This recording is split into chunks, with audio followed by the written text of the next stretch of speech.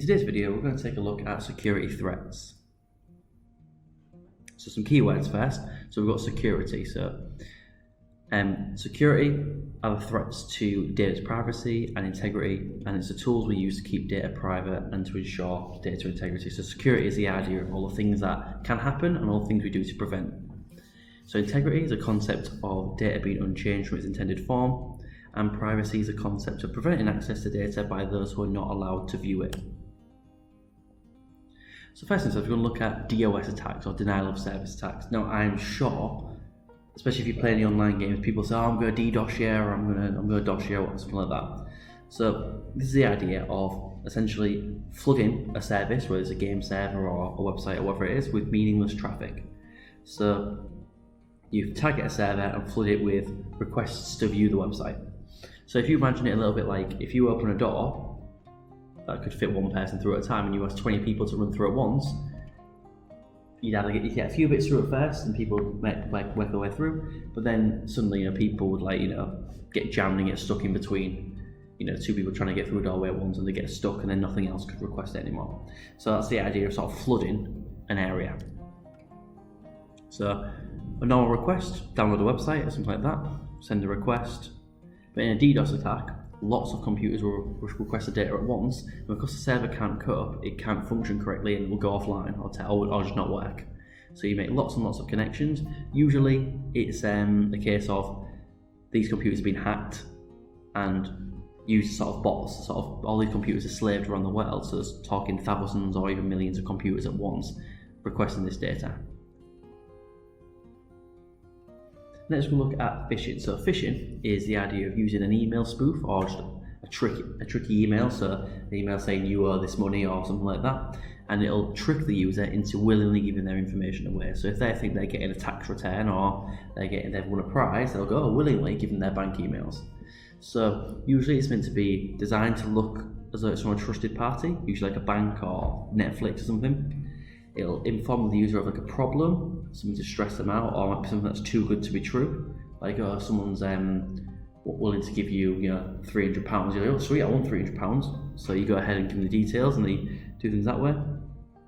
And usually there's some sort of way of resolving the issue. So you confirm details, like it might be log into your Netflix account to get a discount or something, and then it takes you to a fake website, usually designed to look like the real one.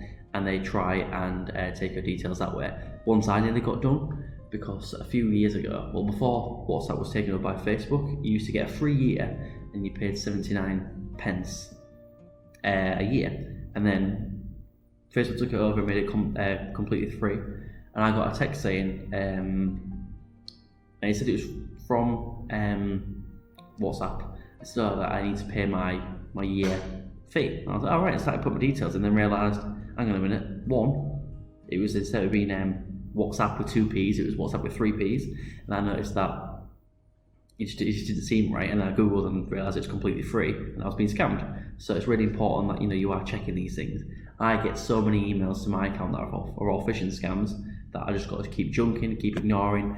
You got to keep reporting. If you just keep leaving and deleting them, the service you use for your emails won't know. So if you keep your Gmails flagging them up as spam, flagging them up as junk, then they can start realising where these are coming from and start blocking more automatically.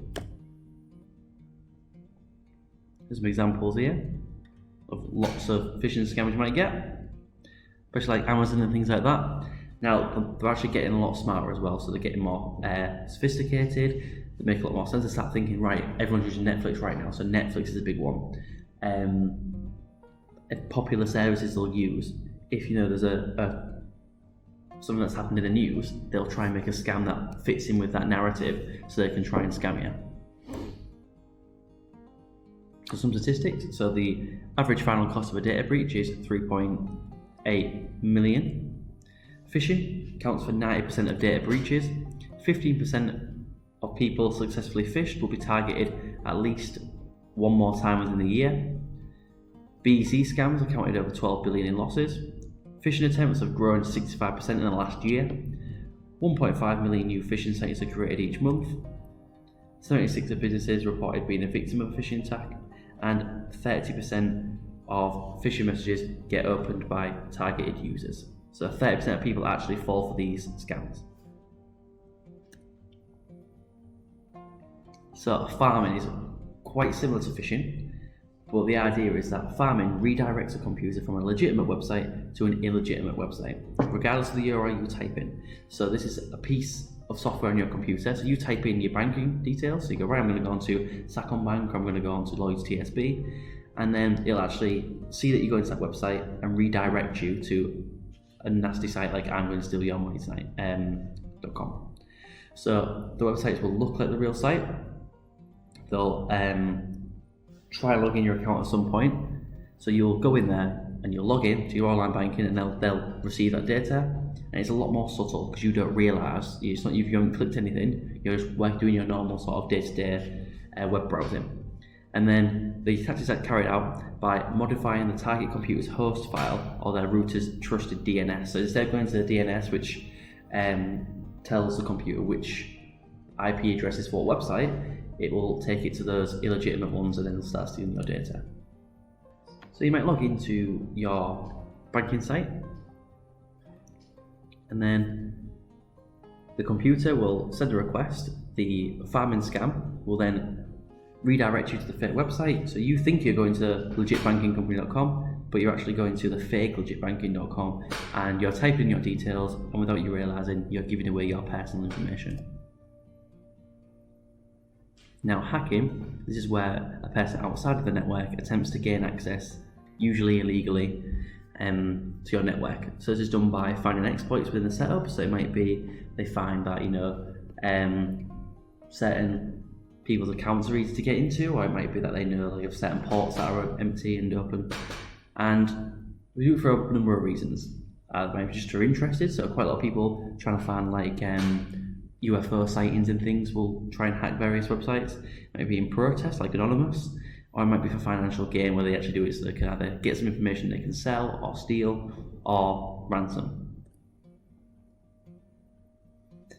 Now malware, this is the term used to describe any piece of software that is bad for the computer. So it can be viruses, it can be worms, it can be trojans, spyware or ransomware. So you do need to understand what all of those mean. Now ransomware is the idea is that you download a piece of software that's a virus, so it's a bit of ransomware, and they will make your files inaccessible by encrypting all of your data. Now we know how encryption works. So you have a certain key. If you don't have that key, you can't decrypt the data. So the system will still run. So they don't do everything. So they're not going to all your operating system's files. They're not going to encrypt them because the computer needs to be able to read them and run. But usually it'll be all like your Word documents, a database and things. It'll all get encrypted, and they'll usually send you a message, and they'll say, right, we'll fix it if you pay us X amount of money. Sometimes they disguise as like an antivirus software. So everything's encrypted, and they pop up saying, oh, we noticed you've got ransomware. Pay for the premium antivirus and we'll fix it. People pay it, and then they unlock the files. And I presume they probably do that quite a few times in a year. Now, the cost of ransomware attacks in 2018 was supposed to be as close to 8 billion, but some other reports have said that the cost has been up to 75 billion. So this isn't just actually people paying the money, it's also how much work has been lost. Some companies won't pay the money and they'll just delete everything and start again. Some companies won't be able to use their systems for a few months or a few weeks, so they're losing money. So it's not necessarily saying that £75 billion or $75 billion has been paid to these people who create ransomware, but it is what it's costing the companies as a whole. Now, once you get ransomware, it's very difficult to get out of it. There's not much you can do because everything's encrypted.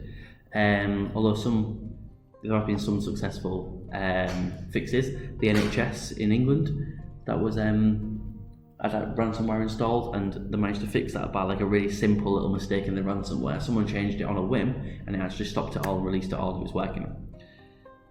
But preparation is the most important thing. So backing up your data regularly. So if you've backed up the day before and you get ransomware, you just wipe your computer and start again. Making sure you've got anti-malware software that prevents the ransomware running in the first place, and having good policies in place, so making sure that people aren't just downloading every piece of software under the sun. It's really important. So an example attack that might happen. So they infect a website. So In addition to the web page, it also sends a worm and a script in the HTML page that will fool the browser into actually executing that worm. So the worm may contain a Trojan. So the Trojan is going to be installed and it will provide remote access so someone can access your computer whilst you're asleep or whilst you're doing stuff you don't notice in the background. And with the remote access, the attacker can then deploy malware, so it might put in a keylogger, a virus, a Bitcoin miner, ransomware, use your computer as a slave for a DDoS attack, and then the worm will then try and infect other machines on that network as well, and it will spread really, really quickly because a worm is self-replicating. Then you have physical threats as well. So physical threats are often not really thought about when people discuss computer security, but there's no point you spending hundreds of pounds, thousands of pounds on getting a really robust security system if you're leaving your server in an unlocked room with no aircon. So making sure you've got prevention against fire damage from theft or stealing, making sure things don't overheat because your AC is turning off and things like that, and having rooms unlocked.